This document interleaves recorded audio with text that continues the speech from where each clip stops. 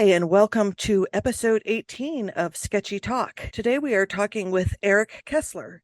Eric Kessler is an artist, urban sketcher, and third grade teacher who grew up in Kenosha, Wisconsin. Early encouragement from a high school art teacher got him started as an artist, which continues to this day. While living in Chicago, Eric connected with urban sketchers, published 2 books of his art, and started his career as an elementary teacher. He now lives in Cincinnati and is an active member of Urban Sketchers. So, Eric, welcome. It's great to have you here.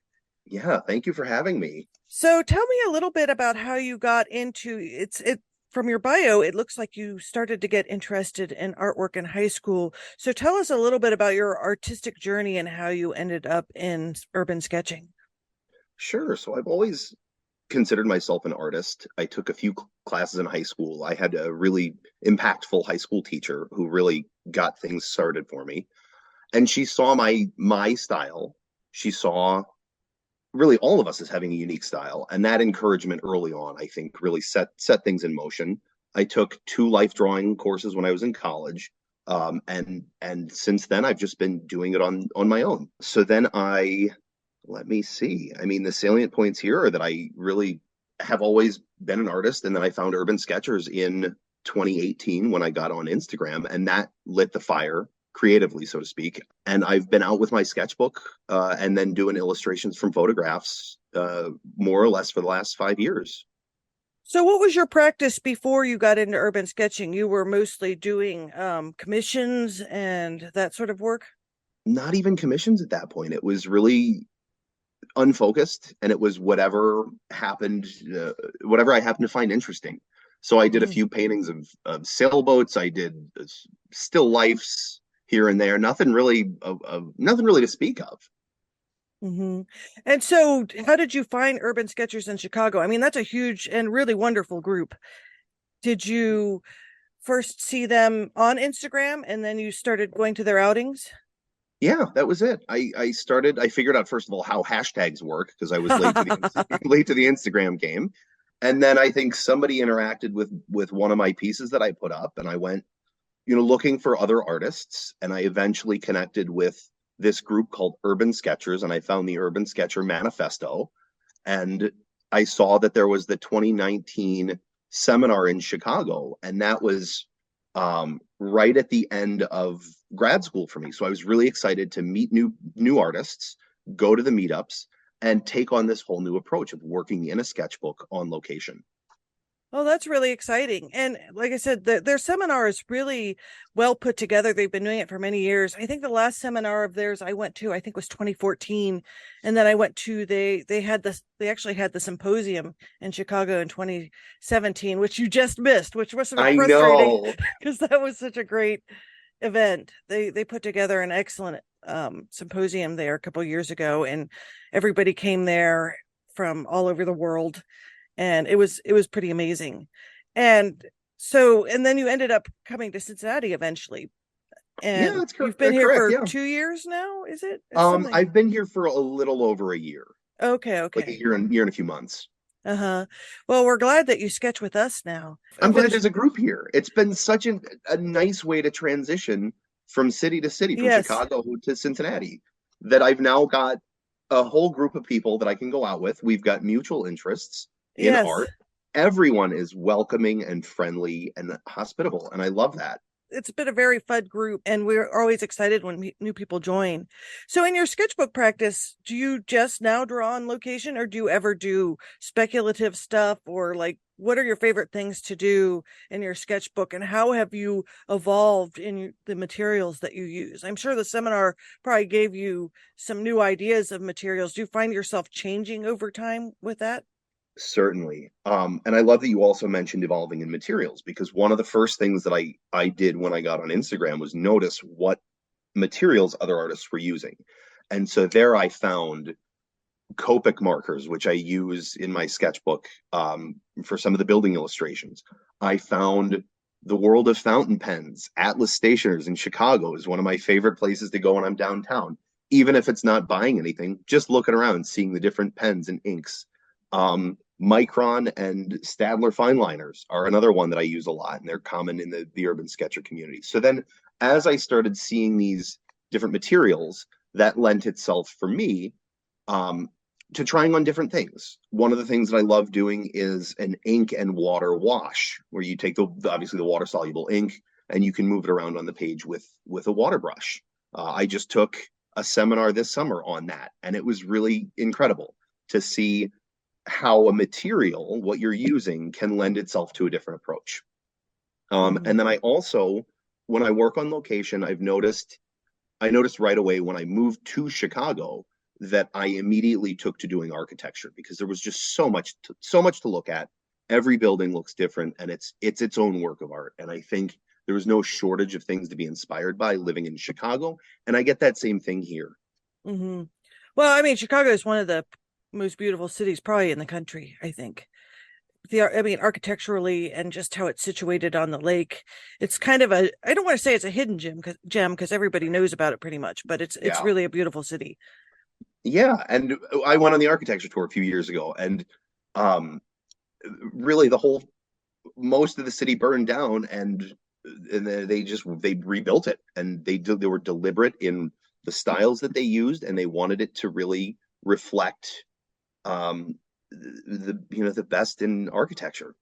Yes, and they've been really successful with that. So, as you've worked in your practice too, you've started publishing books of your sketches. So the first one was in Chicago. So that must not have happened too long after you got into the practice. So what made you decide to start collecting your sketches in a book? And especially for people that are listening that are interested in doing them this, like what was your journey to deciding what sketches? And I know this is a complicated multi-tiered question, so I'll let you start and then I'll follow up.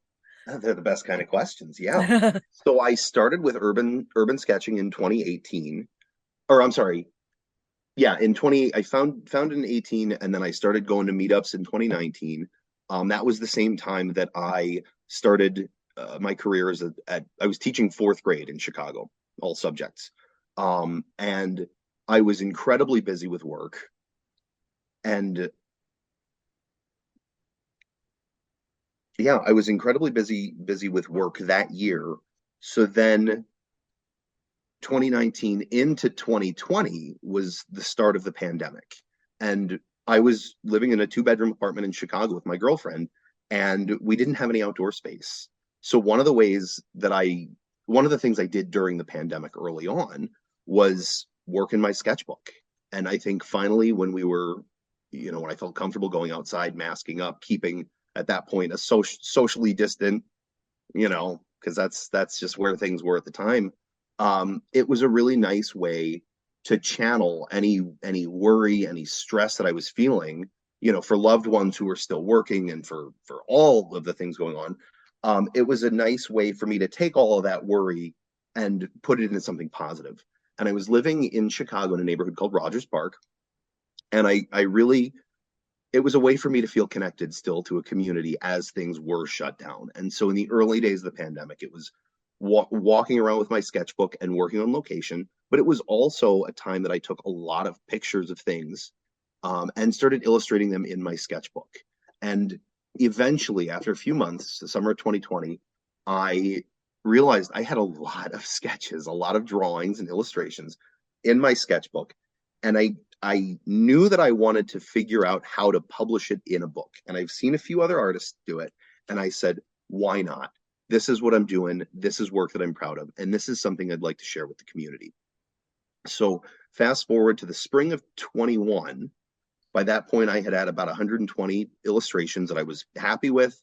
I took a bunch of photos, and then I went through a company to get it published in a book. And I think I would encourage any artist who's interested to give it a look, do a little bit of research, and shoot your shot. Hmm. And one thing that's probably interesting, uh, as far as how you put your book together, most of the people that, for example, I've worked with as a designer before, so I have worked with Adobe and all of that kind of thing. So I'm very familiar with the programmer. But did you do the layout with the publishing company that you worked with? Who printed your first book? Was it Sure, I went through a company called Blurb, okay? I thought and it was so it Blurb, was but I couldn't remember.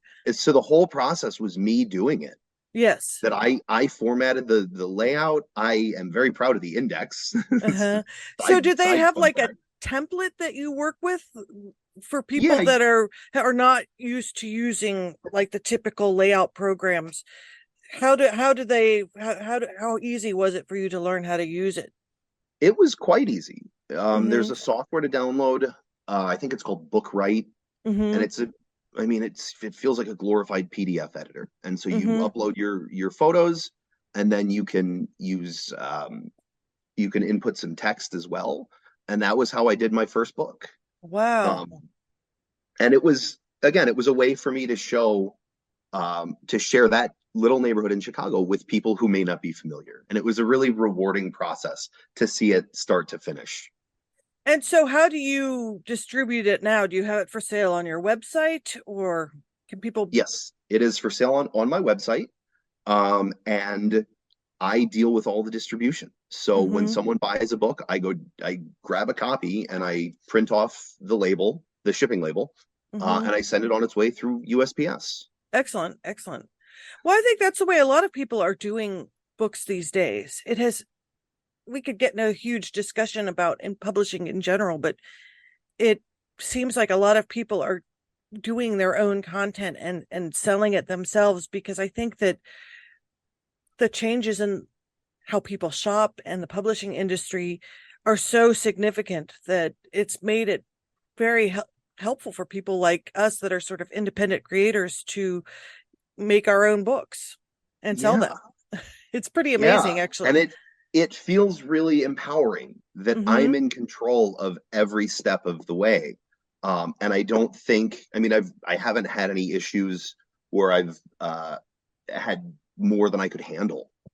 Mm-hmm. There was a Mm-hmm. period of a couple days, I guess about a week or so, in Chicago where I had just gotten a really nice write up in a local publication. Book sales were took off for about a week while I was on vacation. So when I came back, I had uh, a lot of work to get to with Mm-hmm. sending out the books, printing the shipping labels, and sending them on their way. So it's like fulfilling a Kickstarter or something, where you're Yeah, sending out a yeah, couple hundred copies or something. yeah. That's a lot of work to do, but Sure it is. it's increasingly sort of the way people are able to share their work. And actually, after talking to Anne in the last episode, where she was talking about, she did her book through Amazon, Yeah, and that's another way to do it. I'm not sure exactly like how the numbers crunch for that and what the difference in price is and stuff, but there's a lot of different approaches to selling your book.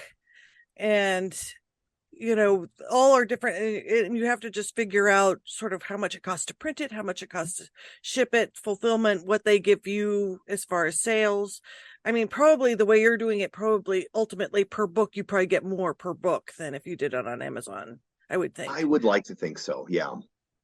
And they all have their own different structures and stuff, and kind of working around that is, I haven't delved into that yet. It was kind of because I'm actually about to publish my travel log, and my thought at first was just to do a print run of it. But after talking to her, I was like, well, maybe I could put it on like Ingram or something. Although the printer that I use also has started a print on demand service. So I might investigate that too. There's just a lot, and it changes so fast. Like with each book, you have to kind of investigate, how to do it. Yeah. Which brings me to, you did a second book. Was that also Chicago? Correct. Yeah, I did a second book, also Chicago. So after my first book, by the summer of 21, I moved from Rogers Park in Chicago to another neighborhood called Ravenswood. And I said, let me go check this place out. And Mm-hmm. so I started the same process, walking around, taking many, many pictures, and then Mm-hmm. illustrating those things in my sketchbook. And then, And yeah, after the next year, then I had another book to show for it. so you had about another, like, how many, you said you had about 120 images in each book or so? In the first one, the second was around 130. Mm-hmm. Mm-hmm. And then so when you put your book together, was it sort of in order of when you did the sketches, or did you try to come up with like a little map and say this is sort of, did you plot sort of where you went in your journey? So it was Both of them were more or less chronological in the order that I worked on them. And then the second book, I sort of had more of an idea going into it of how I could organize it, and I realized pretty early on that, excuse me, that you could see a change in the seasons, which was really nice. Yeah, yeah, that Um, is cool. so you see the fall foliage up front in the first quarter of the book, and then you see snow on the ground and no leaves, and then you see the leaves come back by the end of the book. And then I Hmm. also wove in a narrative of just my year in this neighborhood, and it was something that I realized sort of as it was happening and then after it happened, that I started out the second book with just houses and buildings and any landmarks that were in my immediate surroundings. So like what could I get to on a couple-minute walk? Because that got me Hmm. the reference material up front. Then I want to say by about the fall, I posted on the Facebook page asking for community recommendations. And I asked people, like, here are a couple things that I've done. What are some of your favorite local either landmarks, architectural features? What are the cool things to look at? And from that post, I got a lot of good recommendations, and so I made some notes and I went on more walks. And Oh, then cool. as I continued illustrating, I pointed out in the book, these next few pages are all things that people suggested to me. A little Romanian church around the corner. Oh, Here's neat. another church. Here's a favorite restaurant. And it was really nice to see that. And then the last part of the book, I illustrated every building on a on a chunk of street from point A to point B. And I said, here's now what you would see if you went on a walk down whatever the street was. And I was looking for it. I was looking for a good spot to do that for in Ravenswood. And I had some friends come in from out of town. They stayed with me for just 24 hours. It was touch and go stop. We went to a concert. And at one point, we were walking from the bus stop back to my apartment. And my buddy's now wife mentioned what a nice neighborhood it would be to settle down and raise a family.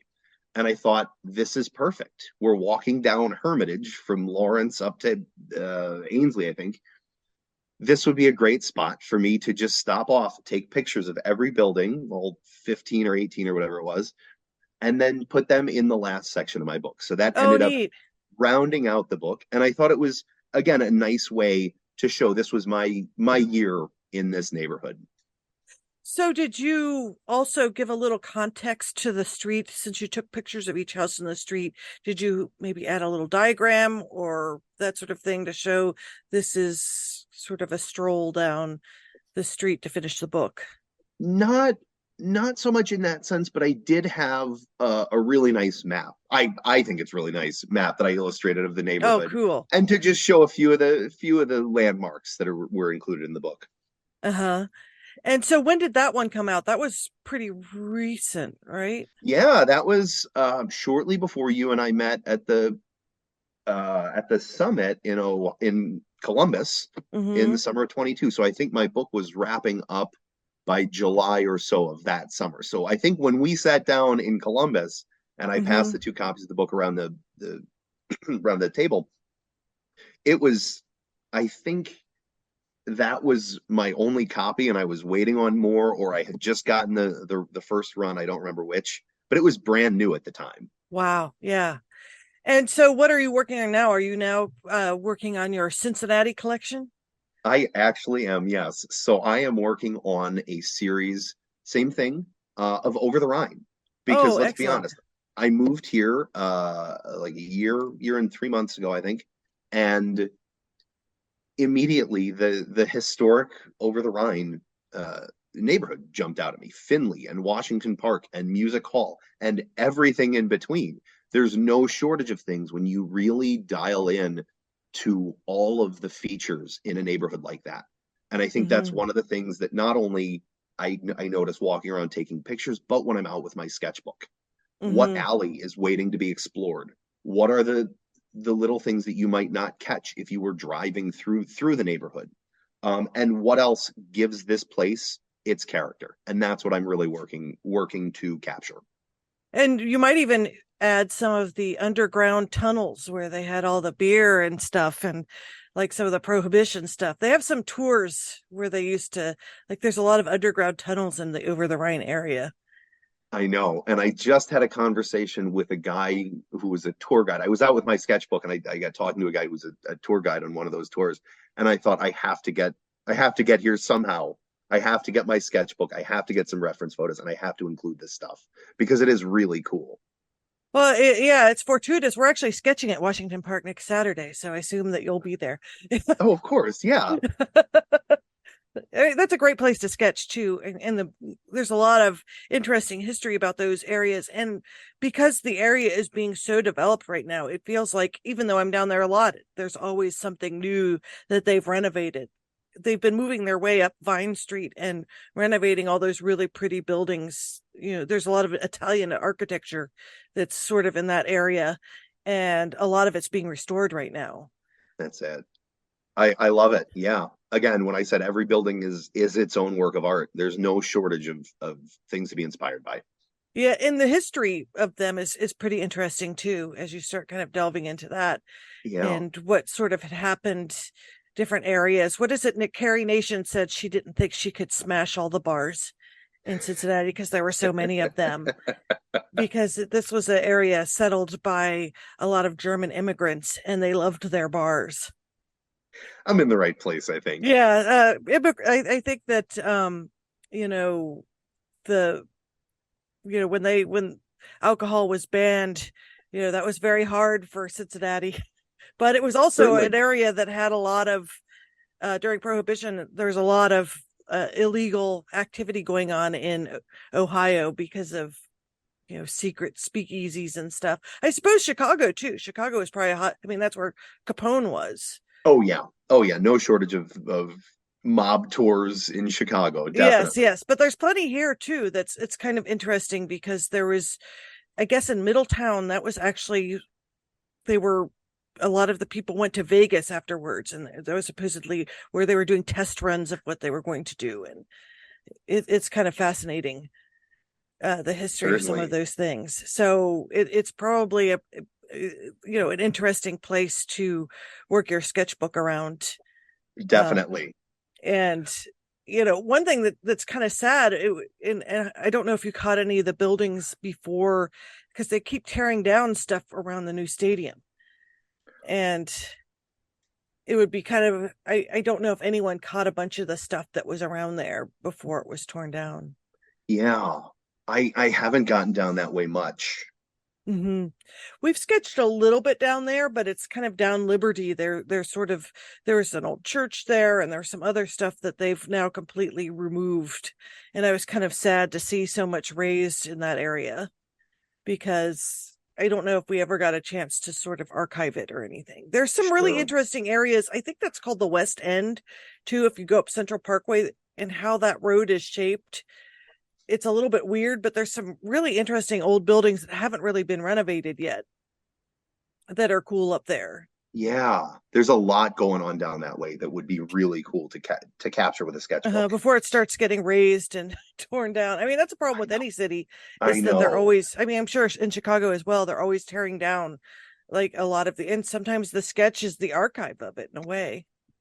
Certainly. Oh yeah, and I noticed that when I was walking around with my sketchbook in 2020, how much in hindsight showed exactly when this sketch happened because people are masked up. There's all the social distance signs. Um, some of the signage that read like a elementary school around the corner from where I was living had the sign that said closed for the year. And I think capturing that really puts that stamp on things of when this sketch happened. Hmm. So, having sketched and living in Chicago and compared to Cincinnati, do you notice a lot of differences? What's the I guess is there much different in the Midwestern character? My thought is there's probably not that much of a difference because they're both Midwestern cities. Yeah, It's that's just here. Cincinnati's littler. Yeah, well, yeah, there's that, and parking's a lot better here.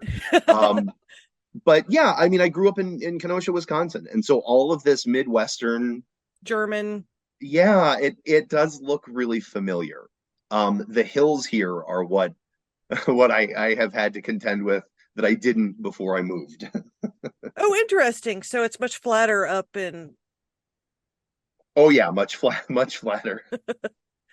well, that's sort of the nature of Cincinnati, I guess, from the glacial, market. But Yeah, like Ohio is mostly flat, but around yeah. the river it's less. It's more windy and stuff. So yeah, that would be, especially if you drive a stick shift. Oh yeah, I don't know if really. that's what you drive, but No. I drive automatic. I had thought about learning how to drive stick shift when I went to France, and I'm glad I didn't try to do it because the area where we stayed was so windy and hilly and on gravel. I was thinking I would have destroyed the clutch. I would have. Sure, It was bad enough when I was trying to learn it on a flat surface. I wasn't sure how it would have been in the windy roads where we were. sure. So tell me a little bit about like how your practice is evolving now. Like as you're working on your third book, what do you notice that you're doing differently, and how are you changing up what you're doing? Yeah. Well, I've noticed that the more I do it, the more I draw and sketch on location, is the more I'm finding that I'm really refining what I'm doing.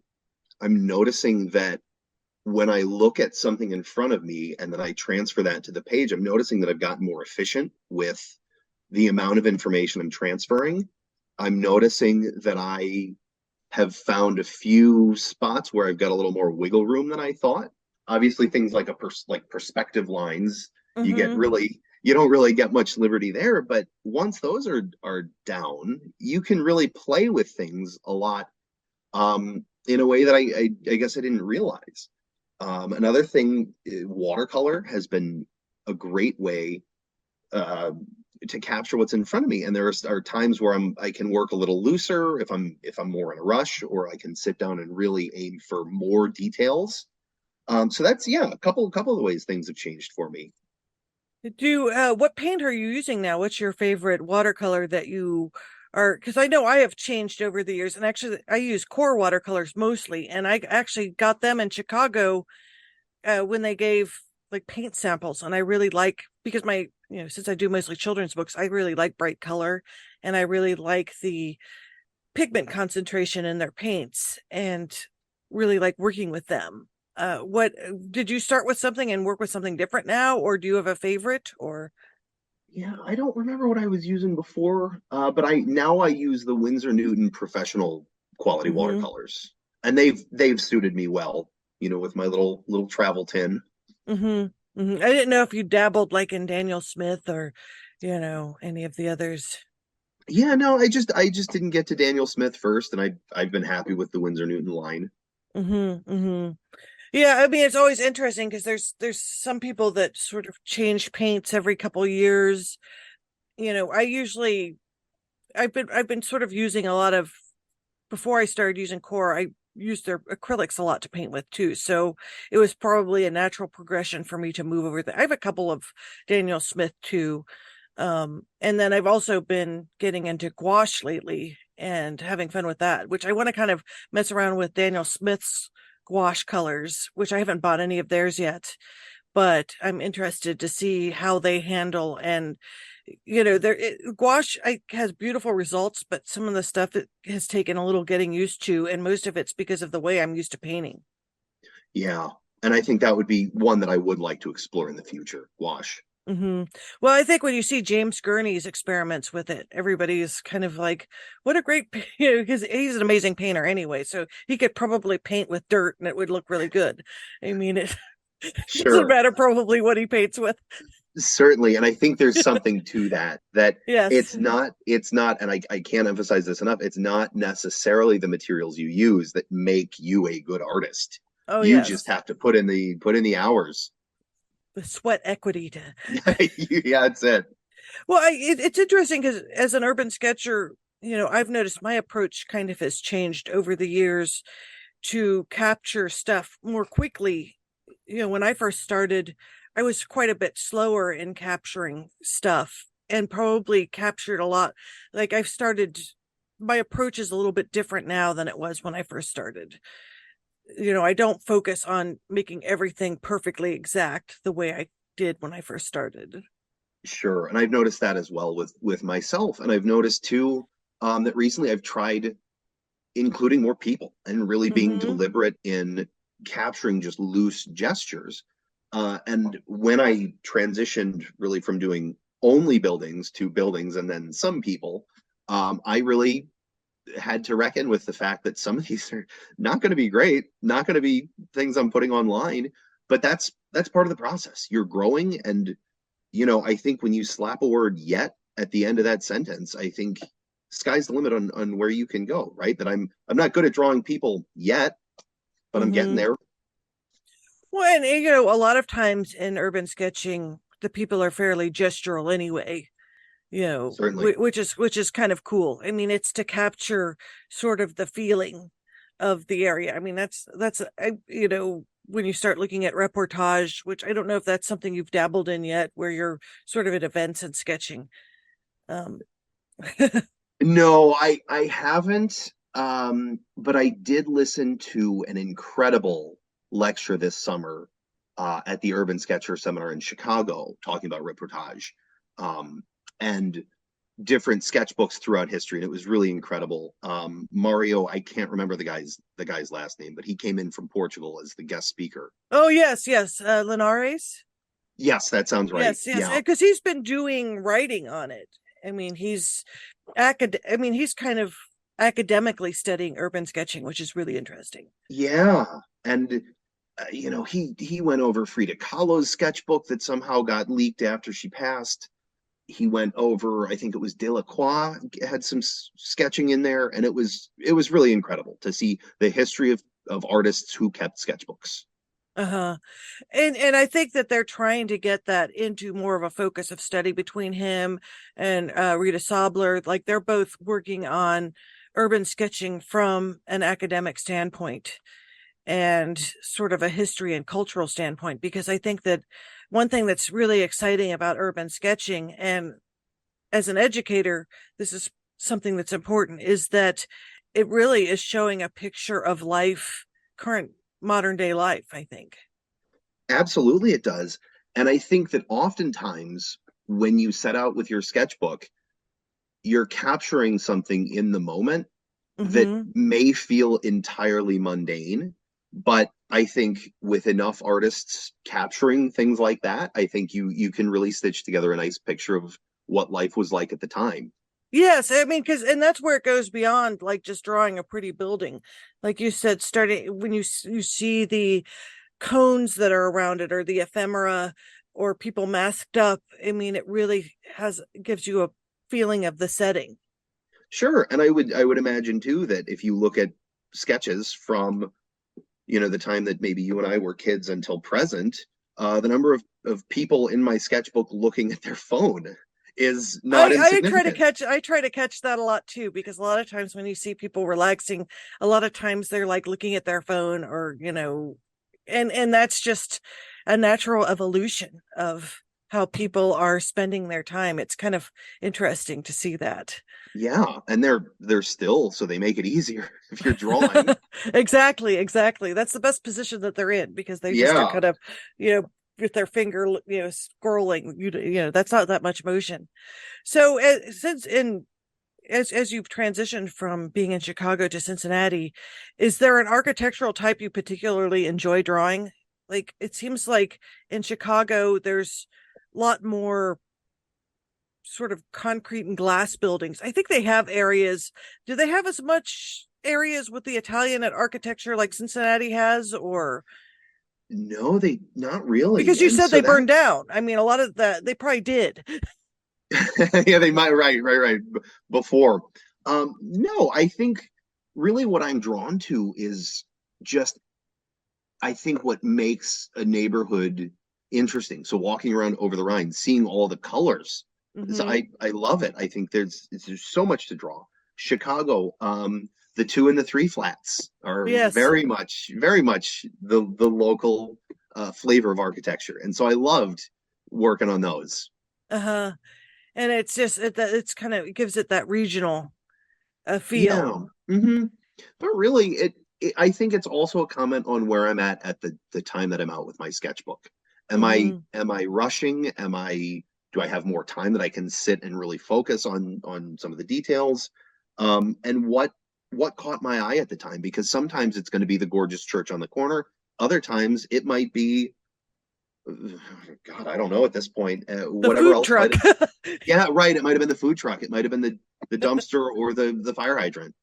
Yes. Wes talking about his urban uglies. I think Yes, I there's was so just much thinking to about that. that when you said that. But Yeah, that says as much kind of about the regional culture as anything else. yeah, Weird, the dumpsters, the areas that are covered with scaffolding, that says a lot when you're traveling and also when you're downtown, like there, especially in a lot of the areas over the Rhine, at any number of days, there's places behind scaffolding because they're redoing them, or there's a lot, and that kind of dates it too, where things are closed and where they're rebuilding. sure. And then other things. I mean, I just posted last night a sketch that I had done and forgotten about. That I got home from work in the spring of 21, and it was nice enough outside, so I was determined to grab my sketchbook and just get out for a few minutes because it's such a Hmm. nice way to end the day. So I went down my back staircase, I turned down the alley, and I saw a door that looked interesting. And I said, all right, this is what I've got because it's getting dark and I don't have much time. And while I was sitting there sketching, there was a guy who exited a gate. He didn't realize he had locked himself. He was locked himself out when the gate closed. Oh He no. crossed in front of me, went to the grocery store, which was right there. He came back a few minutes later and he was locked out. And so he was sort of ringing on doorbells trying to get in. And finally, a girl came out, um, and he pled his case to her, and she wouldn't let him in, understandably so. And I was watching the whole thing happen, so I walked over and I said, "Hey, listen, I've been here for a few minutes, and I saw that he did leave here and he locked himself out. And she did let him back in, and it was only in hindsight that I realized that's a pretty cool story of just Yes. one time out with my sketchbook. Hmm. Do you ever write in your sketchbook these stories down? I've started to because that's what makes some of the sketches meaningful. Hmm. I've got a sketchbook right here that we were on vacation this summer, and my girlfriend's niece saw me drawing the tree that was in front of me, and she decided that she was going to go grab her little sketchbook and start drawing Oh, with me. And it that's was a really really nice cool. way. Yeah. And she was, I think at the time, 7. And Uh-huh. so it was a way for us to talk and to bond over this. And it ended up just being me listening to her talk about school and whatever video games, maybe books, whatever it was. Well, that's kind of a good segue because a lot of people find, and this is one reason that I was really attracted to sketching. It's sort of sketching as mindfulness and almost meditation. And so it's beyond, like, the end result sometimes is almost a happy result, but that's not why you do it in a way. Certainly. That is 100% I agree with that it's so much more about the process, sitting down, uh, and deliberately focusing on your surroundings. And I think when you do that, it's not hard to go, this is a nice day. Whatever happened at work, I'm with my sketchbook right now. And you're Whatever, present. yeah, you're present. That's it. It makes you observe the world around you in a way that you don't ever. And Yeah. even when you were your 7-year-old niece, did you say it was niece? Yeah. Was hanging around with you, it kind of let you listen to her too. Like, in a way, she was being seen and heard and probably loved that. um Yeah. lonnie Lonnie, one of the women that helps admin our group, Yeah. came up with an idea recently. She made all these little tiny sketchbooks to hand out to, because we have so many kids that come up when we're all sketching and stuff. So she's made a bunch of little tiny sketchbooks for us to give to people to sketch when we're, and we actually, I just used one when I was at the Renaissance Festival because a woman had brought her son and he was watching mommy sketch, and I said, well, here, have a sketchbook. And so he had a great time. He started sketching with her and painting, and I think he was 5. That's wonderful. Oh, I love before there's the self-consciousness that kids Yes. develop of when they learn that they're not a good artist. I learned that myself as a kid and had to unlearn it years later. Uh-huh. But I think it's really powerful. especially when a kid can see this is my 5 minute sketch. It's not Yes. good. You could have done this.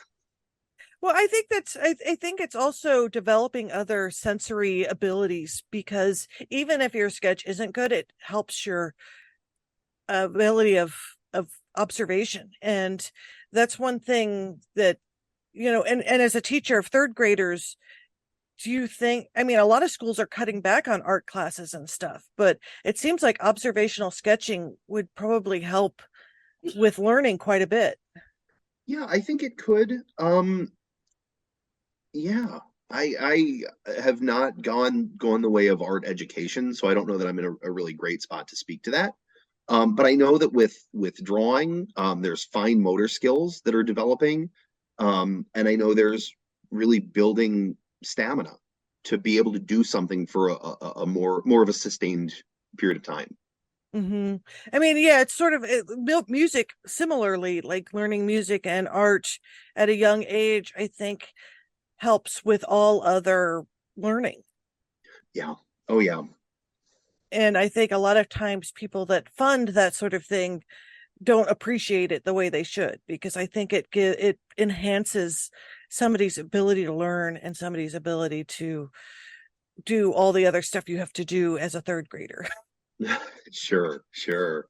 And it's I think that's kind of an interesting, like even at college level, they're trying to say have scientists like biologists out in the field. People used to keep field journals and stuff because you couldn't take pictures of stuff. Yeah, And I think now they're trying to reintroduce that, because beyond the drawing, it makes you look at something more than just with your cell phone snapping it really quickly. sure, sure. And do you, like you were trying, I also am trying to write more in my sketchbook, because I used to just draw mostly, and I'm trying to be better about like sort of making it a bit of a more of a journal than I used to. That's it. Yeah, the journal is exactly what it is, and I didn't realize that when I started sketching, right? That I Yes. would sit down and I would draw something and go, okay, now I'm done, I'm moving on. But when you take a few moments to journal, whether it's what you had for breakfast, who you were with, what you were doing that day, what the weather was like, it really it's a snapshot of where you were at that time, and I Hmm. think that's really powerful. And sometimes looking back at it, some of it's quite funny too. Like sometimes really weird stuff happens when you're out sketching and you forget Yeah, about it, but then you read it and say, oh yeah, this weird thing did happen. sure, always. This weird experience did happen. Or like sometimes people come up to you and talk to you, and sometimes it's a very interesting discussion. Oh, I love those conversations. And so many people have seen me working and been really shy to come and talk to me. They don't want to distract me or bother me. And Hmm. it's like, no, that's not it at all. Come talk. Let's I want to hear your story. You're interested in what I'm doing. Cool. I'll tell you my story, you tell me yours, and it can be some really nice exchanges that happen there. Yeah, and you learn sort of a little bit about the neighborhood where you are too, and who's Sure. walking their dog, and their interest in art or that sort of thing. And so we're getting close to an hour. So to wrap it up, is there anything else that you'd like to discuss, or points that you'd like to make as far as your practice? As far as my practice, I would say, really, to anyone listening, I just cannot encourage enough for people, anyone who's interested, to keep a sketchbook, to draw, to paint, because at the end of the day, it doesn't matter how good or bad it is. It by itself is its own reward. Well, that's great advice. And where can people find you? What are your socials, and where can people get your book? And of course, there will be a Yeah. link in the notes too. Oh, well, wonderful. Yeah. So my website is internalcombustionart.com. My Facebook page is that same handle, Internal Combustion Art, and then Instagram is that with underscores between the words. Mm-hmm. And so Well, great. I've got my two books for sale, and then I've got a handful of prints. I will be coming out with some Cincinnati art Yay. within the next few months. Yeah. Okay, great. Well, thank you so much for talking to me today. It was really an interesting discussion. Yeah. Thank you for your time.